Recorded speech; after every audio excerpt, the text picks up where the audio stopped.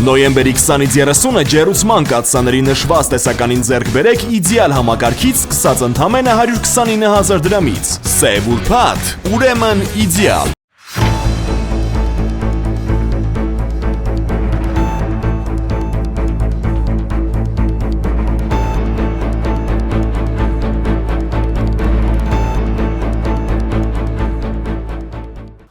Ողջույն, առաջին լրատվականի եթերում տարածաշրջան և Անդին, հայացք Երևանից հաղորդաշարի հերթական թողարկումն է։ Ես Ժիրայր Ոսկանյանն եմ, անդրադառնալու ենք մեր տարածաշրջանում և դրանից դուրս տեղի ունեցող կարևորագույն իրադարձություններին։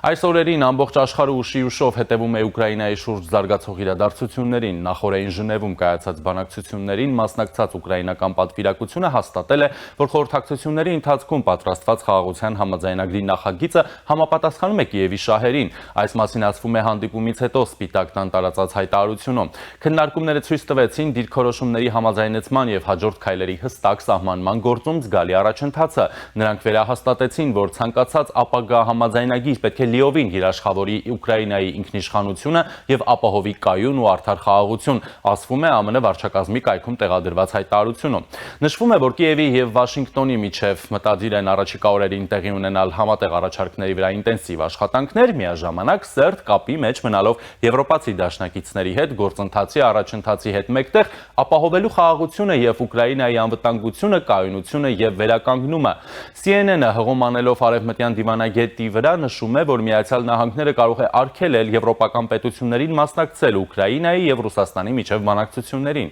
Նա նշել է, որ կա մտահոգություն, որ Վաշինգտոնը կփորձի եվրոպացիներին հեռացնել բանակցային գործընթացից։ Հեռուստաալիքի աղբյուրը նաև հայտնել է, որ ԱՄՆ-ն առանձին հանդիպում է նախապատրաստում ռուսական կողմի հետ, դա արագ տեղի կունենա, բայց կկայանա Ժնևում։ ABC-ի և The New York Times-ի աղբյուրները նախկինում հայտնել էին, որ նմանատիպ շփումներ են պատրաստվում։ Միևնույն ժամանակ Գերմանիայի արտգործնախարար Յոհան Վադեֆոլը հայտարարել է, որ ԱՄՆ-ի և Ուկրաինայի միջև Ժնևում կայացած բանակցությունները վճռական հաջողություն էին եվրոպացիների համար։ Նրա խոսքով Եվրոպայի վերաբերող հարցերը, այդ թվում Ուկրաինային ՆԱՏՕ-ին միանալու արգելքը, հանվել են 28 կետանոց խաղաղության ծրագրից։ Գերմանական լրատվամիջոցներից մեկին տված հարցազրույցում Վադեֆոլը նշել է, որ առանց եվրոպացիների ու ուկրաինացիների մասնակցության չպետք է որևէ համաձայնության հասնեն։ Հիշեցնեմ, որ նախորդին Ժնևում Միացյալ Նահանգների, Եվրոպայի և Ուկրաինայի ներկայացուցիչների միջև տեղի են ունեցել խորհրդակցություններ առաջարկվող խաղաղության ծրագրի վերաբերյալ։ Սպիտակ տունը հայտարարել է, որ մասնակիցները մշակել են խաղաղ կարգավորման նորացված ու բարելավված շրջանակ։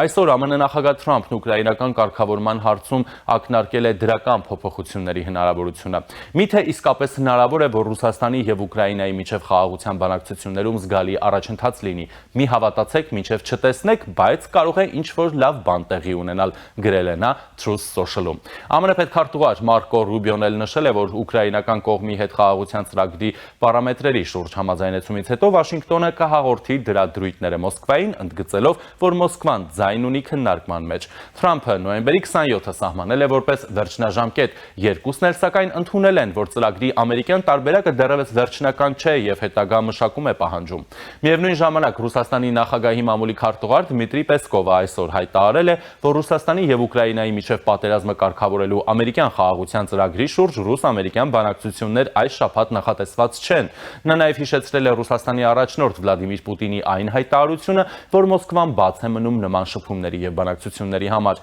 Պեսկովի խոսքով Մոսկվան դեռևս պաշտոնական տեղեկություն չի ստացել Վաշինգտոնից Ժնևում ամերիկյան ու ուկրաինական պատվիրակությունների միջև բանակցությունների արդյունքների վերաբերյալ։ Մենք իհարկե ուշադիր հետևում ենք վերջին մի քանի օրերին Ժնևից հեղեղված լրատվամիջոցների հաղորդագրություններին, բայց դեռևս պաշտոնապես ոչինչ չենք ստացել, պարզաբանել է Ռուսաստանի նախագահի խոսնակը։ Նա նաև նշել է, որ Ռուսաստանը կսպասի Շվեյցարիայում տեղի ունեցած Վաշինգտոնի և Կիևի միջև խորհրդակցությունների արդյունքներին նախքան ամերիկյան խաղաղության պլանի հնարավոր փոփոխությունների գնահատումը։ Պեսկովը հավելել է, որ Կրեմլը որոշ ճշգրտումներ է գրանցել Մոսկվա ուղարկված տեքստում։ Ճեպազրույցի ժամանակ նրան հարցրել են, թե որքանով է Կրեմլը ընդունելի համարում պլանի այն կետը, որը վերաբերում է Ուկրաինայի ՆԱՏՕ-ին անդամակցելուն, կախված դաշինքի անդամների միջև կոնսենսուսի առկայությունից։ Նա նշել է, որ ամենից առաջ պետք է հույսը դնել պաշտոնական ուղիներով ստացված տեղեկատվության վրա։ Մենք դեռ այդ տեղեկատվությունը չունենք և չենք ցանկանա որևէ բան համեմատել, եզրափակել է նա։ Համաշխարհային նորություններից անցում կատարենք տարածաշրջանային լուրերին։ Թուրքիայի նախագահ Ռեջեփ Թայիփ Էրդողանը հայտարարել է, որ Թուրքիան դեռևս գնահատում է իր անվտանգության ուժերը Գազայում ստեղծվելիք միջազգային կայունացման ուժերի կազմում տեղակայելու հնարավորությունը, հավելելով, որ որոշումը կընդունվի այս քննարկումներից հետո։ Այս մասին հաղորդում է Reuters-ը։ Կիրակի օրը Հարավային Աֆրիկայում կայացած G20 գագաթնաժողովից հետո կայացած մամուլի ասուլիսում Էրդողանը կրկնել է իր տեսակետը, որ Իսրայելի հարձակումները Գազայում ցեղասպանություն են եւ դրանց պատասխանատվությունը կրում է Իսրայելի վարչապետ Բենյամին Նեթանյահուն։ Ադրբեջանը դարձել է հերթական երկիրը, որը հրաժարվել է ռազմական կոնտինգենտ ուղարկել Գազա։ Այս մասին նախորդին հայտնել է Իսրայել-Հայոմ պարբերականը։ Այսպիսով, ԱՄՆ նախագահ Դոնալդ Թրամփի խաղաղության ծրագրի շրջանակներում Գազայում միջազգային կայունացման բազմաց կառաքելության տեղակայումը տեղի չի ունենում։ Ավելի վաղ նոյեմբերի 17-ին ՄԱԿ-ի անվտանգության խորհուրդը բանաձև է ընդունել, որը սատարում է Գազայում խաղաղություն հաստատելու Թրամփի ծրագրին։ Փաստաթուղթը նաև նախատեսում է միջազգային կայունացման ուժերի տեղակայում Գազայում եւ սահմանում դրանց մանդատը։ Բանաձևի համաձայն այդ ուժերը պարտավոր են ի թիվս այլ բաների զինաթափել Համասին ու մասնակցել նրա ռազմական ենթակառուցվածքների ապամոնտաժմանը։ Բանաձևի ընդունումից հետո ԱՄՆ պաշտոնյաները հայտարարեցին, որ Ադրբեջանը այն երկրների շարքում է, որոնք պատրաստ են ռազմական կոնտինգենտ ուղարկել Գազա։ Սակայն Բաքվի դիրքորոշումը նախկինում հնչեցվել էր տեղական լրատվամիջոցներում։ Ադրբեջանը չի մասնակցի միջազգային առաքելությանը մինչև Գազայում լիակատար հրադադարի հաստատումը, իսկ հրադադարը գրեթե չի պահպանվում։ Իսրայելի բանակը ամեն օր հարվածներ է հասցնում Գազային։ Հաղորդվում է նաև Համասի զինյալների հետ բախումների մասին։ Հրապարակման համաձայն Իսրայելի դաշնակից Ադրբեջանը, որը քննարկում էր միջազգային կայունացման ուժերին միանալու հարցը, մի քանի շաբաթ առաջ հստակեցրել է, որ չի համաձայնվի վտանգել Գազայում իր զինվորների կյանքը։ Իրանի հետախուզության նախարար Էսմայել Խաթիբը հայտարարել է, որ Իսլամական Հանրապետության թշնամիները մահափորձ են ծրագրում Իրանի գերագույն առաջնորդի դեմ երկիրը անկայունացնելու նպատակով։ Խաթիբի խոսքով Իրանի նկատմամբ սպառնալիքները ներառում են հնարավոր մահափորձեր եւ հարձակումներ, քանի որ Խամենեին Իսլամական Հանրապետության հենարանն է։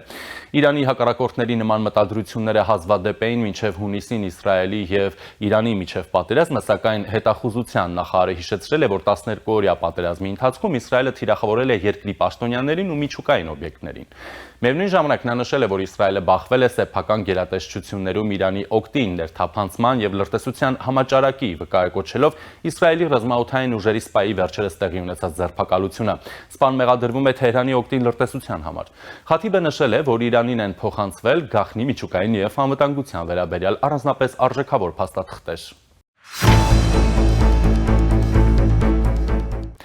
Այսօրվա համար նախատեսել էինք այսքանը, մնացեք առաջինի հետ։